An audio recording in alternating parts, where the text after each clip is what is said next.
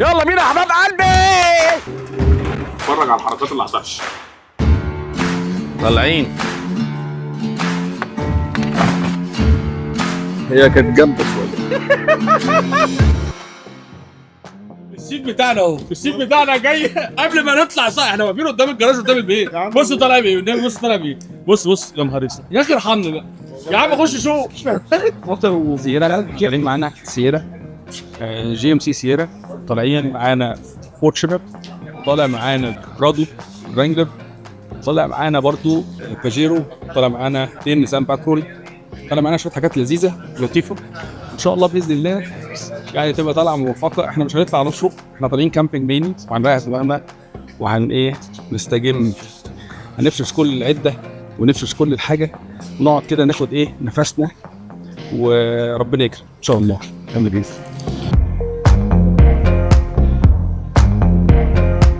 الغريب اللي انا عاوز اقوله لكم بقى ان في مطره. يعني النهارده احنا شفنا كل الفصول الحمد لله بفضل الله، شفنا كل الفصول، كل الفصول النهارده شفناها. يعني الصبح تراب، تلج، رمله، مطر، فكل حاجه احنا النهارده الحمد لله بفضل الله. يعني الموضوع مبشر بخير. الاسطوره طبعا ده ملك الصحراء، ثعلب الصحراء. بصوا يعني هو انت باين عليه انه ثعلب الصحراء. والله العظيم. يعني بصوا هو جاي بالسياره، اللهم بارك. محمد جاب السياره واول مره طلع بيها كانت رحله موفقه وجميله جدا وما شاء الله اللهم بارك. دي الفيس ليفت بتاعت العربيه السياره بتاعت الحلوفه. انتوا عارفين طبعا الحلوفه دي كانت برضو من اكتر العربيات الممتعه في الصحراء. طبعا انا كان نفسي اخد الباجي اللي انت شايفينه ده اهو، بصوا. ولكن اكتشفت ان الموضوع مقلق جدا. ليه؟ لان وبعدين انا مش خايف من العيال الصغيره بيعرفوا يسوقوا خفاف وبتاع. الخوف من اتنين، واديني بقول اهو، محمد بالوفا صاحب العربيات ده ومروان، الاتنين دول اصلا في حاجه هنا مش تمام، فده السبب بس. بص يا محمد انا هروح هناك هخش انام، انا هخش احط الخيمه واقعد، مش هعمل حاجه تاني. والراجل ده هو اللي هياكلنا هناك. باشا هيظبط الدنيا. ايه بقى؟ بقول لك انت جبت المكرونه باللحمه مفرومه؟ عيب عليك. واحد دينك بس حوار الصلصه ده مش هتخاف صح؟ الصلصه انا قلت له ما تجيبش صلصه. ايه ده بقول لي انت ايه ده لسه عمال لي يحيى مصطفى. لا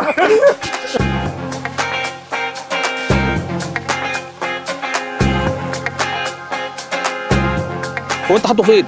حاطين الديب فريزر في البتاع. هو انت جايب الديب فريزر نفسه؟ ده جايب الديب فريزر نفسه، جايبه معاه وحطه في العربيه النقل. الديب فريزر بتاع البيت جايبه وحطه في العربيه النقل. هي دي المينتاليتي بتاعت الناس عرفتوا ليه انا رجعت دقيقه واحده بس؟ عرفتوا ليه انا رجعت الرابتور؟ ده السبب راجل يعني ربنا يبارك. الرجاله كله يركب عربياته. يلا حماده هتصورني هصورك، خلي بالك اركب. انا لما بشوف حد بيصورني بتجنن. باشا السلام عليكم. عاوز اقول لكم بصوا المطره النهارده يوم غريب جدا. يعني ما كانش يتوقع ابدا ان يبقى في مطره، استحاله. استنى في الازاز عشان تسمعوني. استحاله كان الواحد يتوقع ان يبقى في مطره النهارده. اليوم ومن امبارح كان يوم صعب جدا، رعب وبهدله ومش عارف ايه وهوا بس كرم ربنا علينا ان المطره نزلت، الجو تحسه اختلف. ربنا حاسس بينا ان احنا رايحين الصحراء. يعني احنا اصلا يوم التراب واحنا رايحين الصحراء، فانتوا متخيلين بقى هناك هتبقى عامله ازاي. ولكن ربنا كرمنا الحمد لله. عاوز اقول لكم ان محمد بالوفا ده ممكن لو انا راكب لو انا راكب ميكروباص اقسم بالله هيجري معاه. لو راكب ميكروباص راجل معاه اللهم بارك ربنا يديله الصحه. بص انا هنكشه نكشه خفيفه. بص في ثانيه، بص في ثانيه داس اي حاجه. ده بني ادم دماغه موجوده في رجله. تراهن ان انا اخد منك النقله الاولى كلها؟ طب تراهن بس لما اعد. يا حرامي استنى، الماسوره لسه ما عدتش المطب. ماشي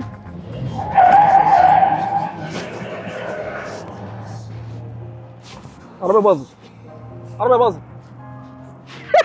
العربيه باظت. العربيه اصلا فيها اسطوانه خلي بالكم. ف يا لهوي يا لهوي ربنا يستر. الواد ده اصلا بيجنني والمصحف بيجنني، بيجيب لي حاله هرش. ف صحراء انا هروق عليه ان شاء الله، هتوهه ومش هرجعه تاني. يا محمد ايه اللي حصل؟ ايه اللي حصل؟ صاحبك جنبك طلعت منه اولاني ولا لا؟ انا هتشتغل منه ولا لا؟ ما انا كله يا باشا متصور. انا جايب لك الكاميرا دي مخصوص ليك. سلام انت يا محمد.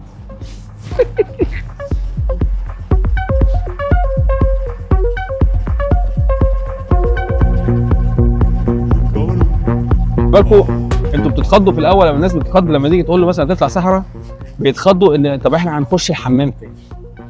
انا عاوز اقول معلومه صغيره، صحراء والله احلى حمام، احلى حمام طلعت الصحراء. في طريقين للمكان اللي احنا هنروحه. خلاص هو اصلا مش بتخش في الصحراء قوي جوه، ولكن انت هي موجوده يعني قريبه من الاسفلت قوي. خلاص ودي مينلي احنا بنروح عشان خاطر كامبينج، وفي نفس الوقت يبقى الموضوع قريب، ما انتش بتفرم في الصحراء جوه. فهي طلعه مختلفه يعني. الطلعه دي بقى ليها طريقين. في طريق من على الاسفلت توصل هناك وتخش يا دوبك حته صغيره لا تذكر يعني 50 100 متر بالعربيه في الرمله. وفي طلعه ثانيه بنروحها من حته اسمها شمال البحيره. شمال البحيره دي بيبقى عباره عن جبلين، وفي حتت بتبقى هارد كور شويه في الصحراء اللي هي بيبقى فيها رمله بقى، وحته مش عارف عامله ازاي وحته عامله ازاي. انا عن نفسي اطلع طبعا منها، ولكن عمري في حياتي ما طلعت منها وانا بجر ورايا مقطوره، لان المقطوره برضو مع دي فهي بتضعف بتقلل قوه العربيه ما بتبقاش رشيقه.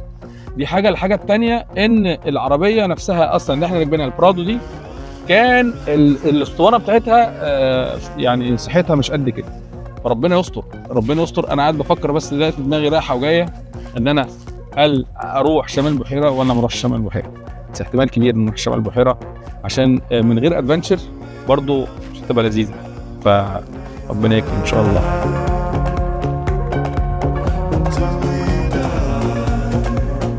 وصلنا عند الكارته. كل ده اصلا احنا في الطريق، بس وصلنا لحد الكارته الحمد لله بالسلامه. يعني احنا دلوقتي موجودين 1 2 3 هات كده الناحيه دي بص كده 3 عربيات، بس الرجاله جعانين جدا ما لحقوش يطلعوا. احنا وصلنا لحد حاضر وصلنا لحد الكارته، بس ده كل اللي احنا عملناه. وقال لك احنا جعانين، فهي طلعت اكله اساسا. فاحنا دلوقتي معانا 1 2 3 4 5 عربيات، ولسه ان شاء الله باذن الله عندنا في عربيتين جايين تانيين. فيلا بقى عشان ايه العيال ده فتحوا البيتزا هتخلص ثانيه. يلا يا محمد.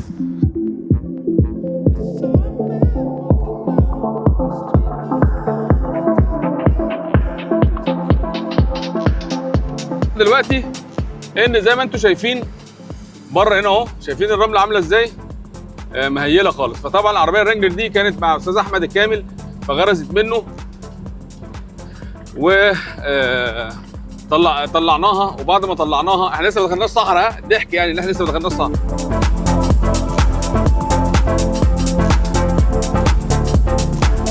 اطلع على طول اطلع على طول اطلع على طول اطلع على طول ما تقفش. فانتوا زي ما انتوا شايفين هي دي الحته اللي احنا وقفنا فيها. العربيه الرانجلر كانت وقفت وبعدين طلعناها، وبعد ما طلعناها العربيه السييرا غرزت، فراجعين بيها دلوقتي. الحمد لله طلعناهم كلهم. عندك مروان هنا اهو بينزل هيطلع. بص بقى بص بقى ما ينفعش تعافر معاها. اول ما تحس ان هي خلاص ابتدت تفيص ايوه اطلع صح كده، اطلع انزل اطلع بس ده طلع. وفورشن الثانيه اهي، والدور عليا ان اطلع. يلا بينا يا باشا.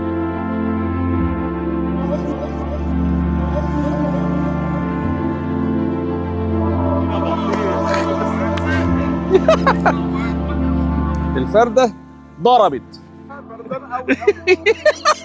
انت يا ابني ايه ده بمليون جاكيت يا ابني، انت بتهزر؟ انت بتتكلم بجد؟ فانيلا هول. النقطه بقى في ايه بقى؟ ان احنا يا رب يا رب يا رب يعني يكرمنا ونلاقي. طبعا مهم الاستبن، طبعا مهم قوي.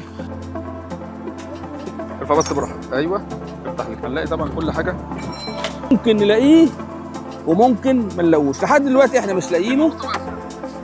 يروح يا حبيبي. واحد واحد بقى يبتدي يملص مني ويسيبني. مش انا حاسبه، اصل انا عندي مش عارف غسيل، والتاني انا حاسبه. انت مزنوق؟ ماشي يلا كل واحد يمشي واحده واحده. ابتدوا يسرحوا منه ويبيعوني واحده واحده. طبعا احنا هنضطر ايه؟ هو بيقول لك اخر مقطوره تحت. تعالى يا باشا احشر نفسك بقى. هندخل عيل من العيال. شوف انت هتعمل ازاي؟ كله في سبيل الكت. انا نايم تحت العربيه عشان نحط الكوريك. ارفع يا باشا، ارفع ارفع لحد ما تحشر عليها خالص. ايوه ارفع. يعني احلى حاجه ان احنا بيتعمل فينا كل ده، بس هي الفكره بقى ايه؟ تاريخ الفرد. الاستبن. يا رب الاستبن يا ابني. فك الصواميل ده فن يا ابني. اما لا هي ادهم، مش طالعين الصحراء. يلا يا باشا. الله ينور. الله اكبر عليكم. الله اكبر عليكم. احنا عاوزين نشوف بس الفرده دي مقاسها قد ايه. يا لا ما تهزرش وحياه ابوك. يا نهار اسود. استنى استنوا يا ابني. مش اي حد يا ابني، مش اي حد يا ابني يظبط مش اي حد يا ابني. احنا دلوقتي خلاص قربنا خالص، داخلين على المكان دلوقتي اهو. المكان المفروض ان احنا نقف على الاسفلت بره، ننزل الكاوتش من 30 بقى و35 من الحاجات دي، ننزلها الى مثلا 15 لو ما فيش رمله ناعمه قوي. بس احنا هننزلها لحد حاجات بسيطه يعني، مش حاجات كبيره. احنا وصلنا ريمان ريان خلاص. هنا اهي كامب بتاع واحد حبيبنا اخونا ماضي وطيفه. هنخش. المفروض ان احنا ننام الكاوتش، بس احنا مش هننام الكاوتش. مش هنمشي كتير اصلا، هو حته بسيطه يعني. ان انا بكامب قريب من الكامب التاني اللي هو فيه حمامات وفيه الحاجات دي كلها، لان في ناس جديده لسه اول مره تطلع ومش عاوزه تبهدل نفسها، خايفه من قصه الايه الحمام وبتاع، لسه مبتدئين في القصه دي. فهم عشان ما تلبشهمش وتضايقهم، فخلينا ايه ان احنا نبسطهم ونبقى قريبين، وفي نفس الوقت احنا في الصحراء يعني.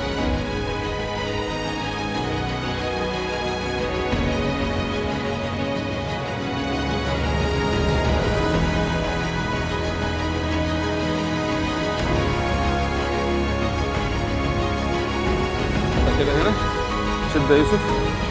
شد يا يوسف صح كده. ادي اول واحده. بص هنا احسن ولا هنا؟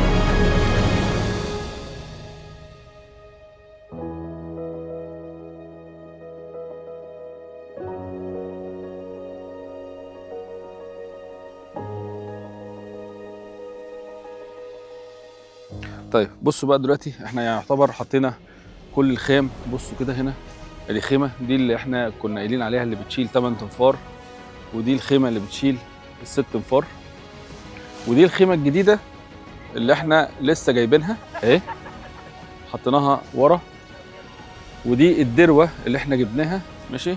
وطبعا الخيمه لازم بيبقى ليها حبال في الجناب عشان الهواء، ولازم يبقى فيه اوتاد محطوطه في الارض، عشان اوتاد دي اللي هي زي سيخ كده بيتربط فيها الحبل. المهم الحبل ده بيتشد ويتحط في الارض.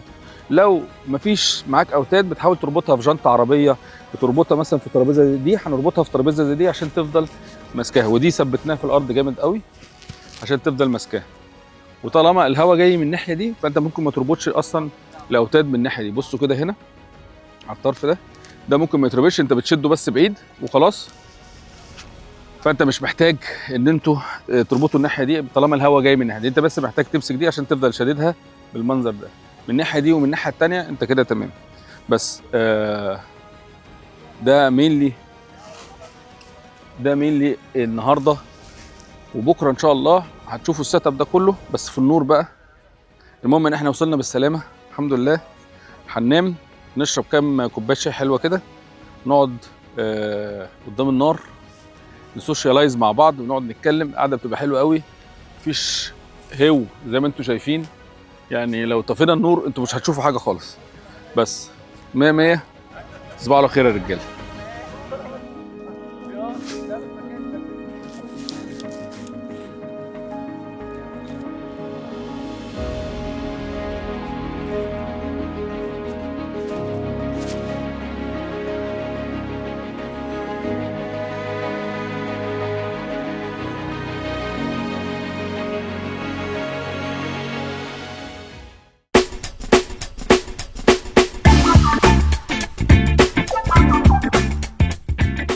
طبعا احنا زي ما قلت لكم احنا جايين اصلا مينلي عشان نكامب ونقعد وننتخ، بس طبعا العيال فراقه وعاوزين يفركوا الجداد والقدام، يعني اللي عندهم خبره واللي بقى اول مره يطلعوا عاوزين يفركوا ما شاء الله.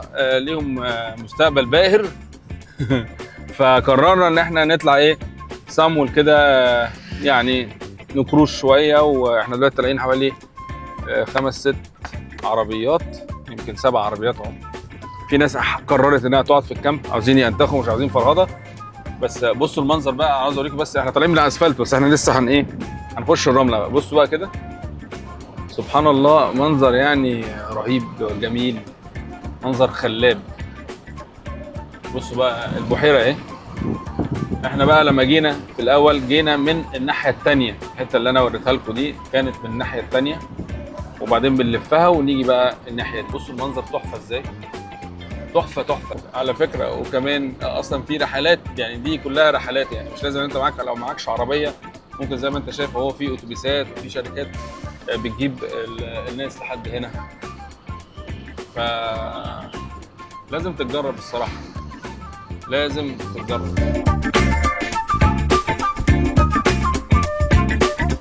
دخلنا كده صحراء بقى، نبتدي نخش. دي حته ريسكي طبعا، لان بص زي ما انتم شايفين الحتت دي ما ينفعش تبقى مايل كده، لازم تبقى في النص وبعدين تاخدها. لازم لما تنزل من مكان او زي عرفه زي ده مثلا او ديونه، لازم تنزل وشك يبقى عدل، ما ينفعش تنزل بجنب، لازم تنزل بوش عدل.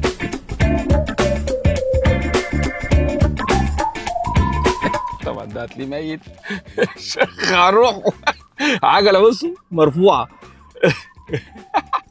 ما بيشتغلش غير لو غرزنا، مفيش اي حاجه بنعملها عكس الجرافيك. يعني دلوقتي احنا نازلين الجراس اللي واخدك لتحت، ما ينفعش تلف تلفين يمين. دلوقتي يا جدعان اللي قلقان يطلع عادي جدا، يقول انه مش عاوز يطلع، خلاص الموضوع سهل وبسيط. فاللي حاسس ان هو مش هو كده بطبيعه الحال في الاول، لازم هتبقى حاسس ان انت ايه متوتر جدا وخايف وبتاع، خلاص. لا، هي لو كلها في نفس السياق ده مش اكتر، فهو الدنيا في اللطيف. لو هتبقى اكتر انا اي بريفير ان القلقان قوي عادي جدا نرجع وايه ونبقى على اهم نقطه في الموضوع زي ما هو قال. خلاص موضوع السيت بيلتس دي لازم، دي اهم شيء. لما تنزل خلاص رجلك ولا تدوس فرامل جامد ولا تدوس، انت بتسيبها بتشعر فرامل بحيث ان انت بتبقى مظبط سرعتك ونازل بالراحه، مش نازل بسرعه. اهم حاجه ما بننزل ما نكسرش يمين، يعني اللي نزل كسر يمين عندك محمد اشرف نزل عشان هو ما كانش يعرف من قبليها قبل ما يطلع، خلاص. سعد برده ما كانش واخد باله، ما كانش يعرف، فهو شايف المنظر ده، شايفه كبير جدا. اول مره بيبقى شايف المنظر ده كبير جدا. فهو انت اول ما تخش يا سعد بتاعد انت طالع كده اهو، وبعدين تلاقي مره واحده ايه تقوم كاسر شمال، نزل وشك بس، نزل وشك. لا ما تجيبش يمين بقى، يمين خلاص يبقى انت كل الحمل، فاهم؟ ما تكبسوش ورا بعض، يبقى لازم يبقى في مسافه بينك شويه بين اللي قدامك، عشان افرض اللي قدامك ده غرز، حصل حاجه حصل حاجه مع اللي قدامك، حصل بتاع، تبقى انت عندك مسافه انك انت ايه تقف تديله فرصه يرجع كده، ما تبقاش كابس على اللي قدامك.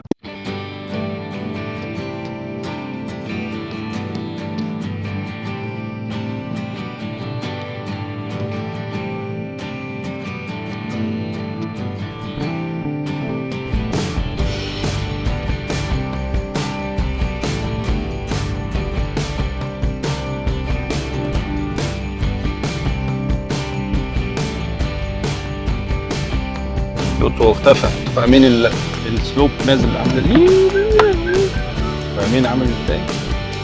بص التاني مرمي قدام، التاني مرمي قدام. الموضوع في اللطيف وفي اللذيذ.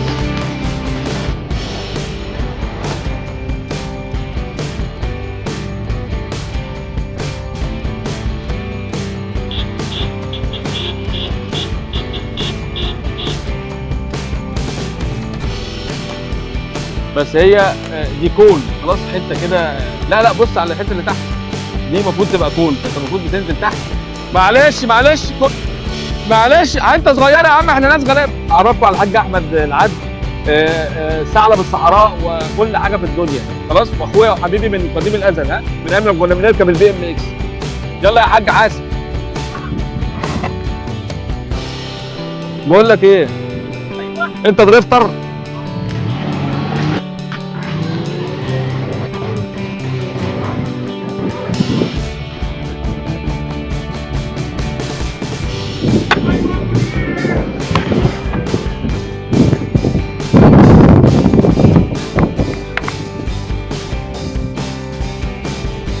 السلام عليكم ورحمة الله وبركاته. والله يا ابني زمان كنت بطلع مع واحد صاحبي، مش عاوز اجيب سيرته، انا مش عاوز اجيب سيرته خالص، بس عاوز اقول لك يا كريم اقسم بالله كان هيموتنا 5 مرات والله العظيم. ادي شمال كوي. بص المفروض يرجع بقى هنا. بص يا كريم المفروض يرجع بظهره مومنتم، بعد كده يقوم واخد ايه، المفروض ياخد هنا سنه يعني يطلع يمين. ارجع كمان ارجع. استنى بس احنا قاعدين النهارده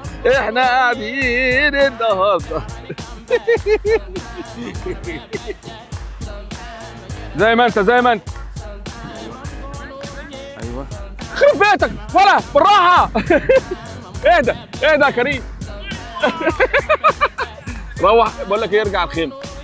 انت مالكش سهره. انت محتاج تطلع عندك العجله تبقى اطول، فانت لما انت بتفضي الهواء انت ما محتاجش عرض، هي محتاج طول. ايوه تبقى عامل زي الدبابه كده. ايوه فانت لما انت بتفضي الهواء العجله بتطول، يعني السيرفيس اريا دي يعني بتزيد. ايوه فاهم. فانت بتلاقي ماسكه ارض اكتر. فانت النقطه هنا ان انت كل ما بتفضي الهواء كل ما تركش في الرمله بيبقى احسن او احسن. فاهم. فبيبقى حته انت العجل بيلف كتير على الفاضي دي بتبقى اقل شيء. بالظبط. 3 2 1 ربع ساعه صحراء.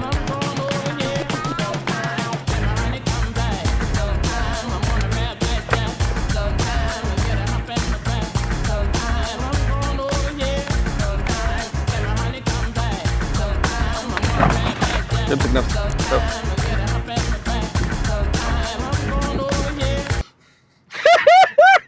هي كانت جامده شويه. اتقلبنا على وشنا بس يا ابني.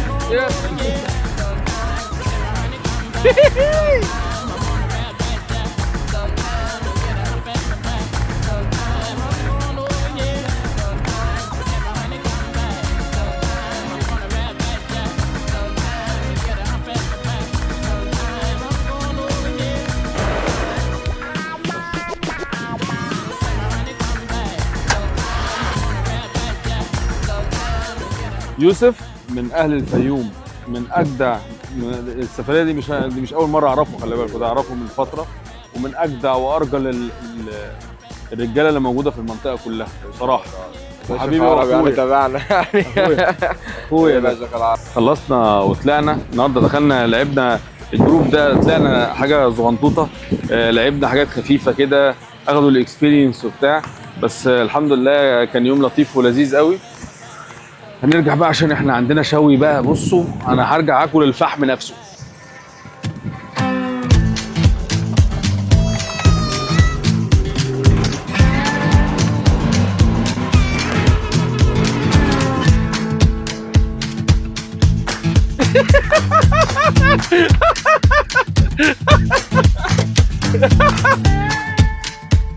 دريفتر في الصحراء في الميه في البر كله شغال. العربيه باظت باين عليها. ايه ده؟ جعان حموق. انا نفسي في شوربه العدس. جايبين شوربه عدس، انتوا فاهمين؟ شوربه عدس بس هي بقى يوم في العربيه. فاهم؟ مش فاهم بقى هينفع ناخدها ولا ايه؟ ده نسمم نموت احنا هنا وندفن واخرب بيت السنين. عاوزين طبعا نلم الدنيا. الشباب اكلت النهارده الصبح وبالسلامه، كله ساب كل حاجه. طبعا لازم نشيل الاكل تاني وننضف الحته دي، وهنا برضو هبل يعني عشان هنشوي، المفروض نشوي ان شاء الله. هوبا استنى ولا لقيت بلاوي هنا. بص بقى يا باشا، ادي يا احمد.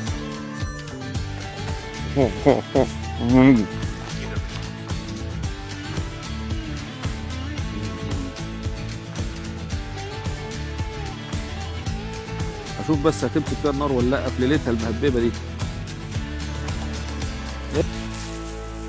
ايوه بس كده، الله ينور.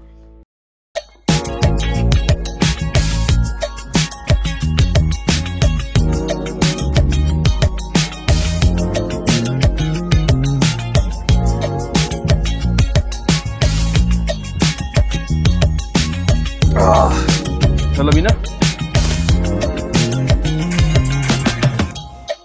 وقفنا عشان كريم البنزين عنده نور، وكان في بنزينه بس ما فيهاش غير 92، فاحنا حطينا 92. فطبعا بطبيعه الحال انت لازم لما تطلع صحراء برضو الحاجات دي او مشوار بعيد لازم يبقى معاك تانك بنزين، وده التانك اللي كان معانا. هنحط شويه لكريم لان خلاص فيها رينج مثلا بتاع حاجه و30 كيلو. هنحط شويه بنزين اوريكم بس ازاي برضو. بصوا فضي الهواء، الصوره اهي. بنفك دي كده، ندخل دي هنا ونقفل عليها. ده الفايز الهواء عشان خاطر ايه ينفع ايه.